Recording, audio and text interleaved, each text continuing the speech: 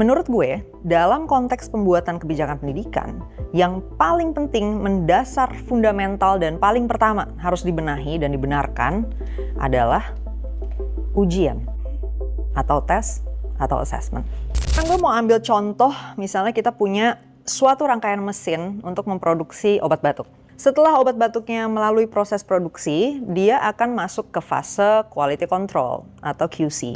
Bayangin, misalnya alat QC-nya itu nggak ngecek obat batuknya tuh meredakan batuk atau enggak, ya.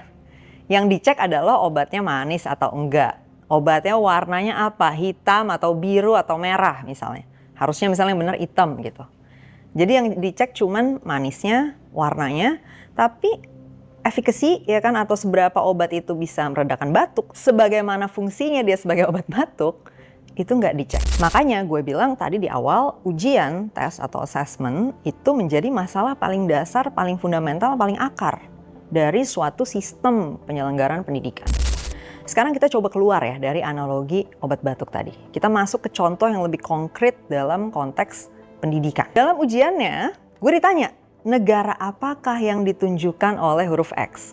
Harusnya kan itu negara apa? Coba jawab dulu. Itu Bangladesh. Tapi ternyata pas gue jawab Bangladesh, menurut soalnya nih atau si pembuat soal, itu salah. Jawaban yang benar adalah Vietnam. Akhirnya gue yang udah benar nih sebenarnya pemahamannya bahwa itu Bangladesh, itu skornya malah lebih rendah dari orang yang ngawur nih bilang itu Vietnam. Dan gue lulus dari pendidikan itu mikir bahwa titik X tadi tuh Vietnam. Alias nyasar dong, jauh banget ya kan.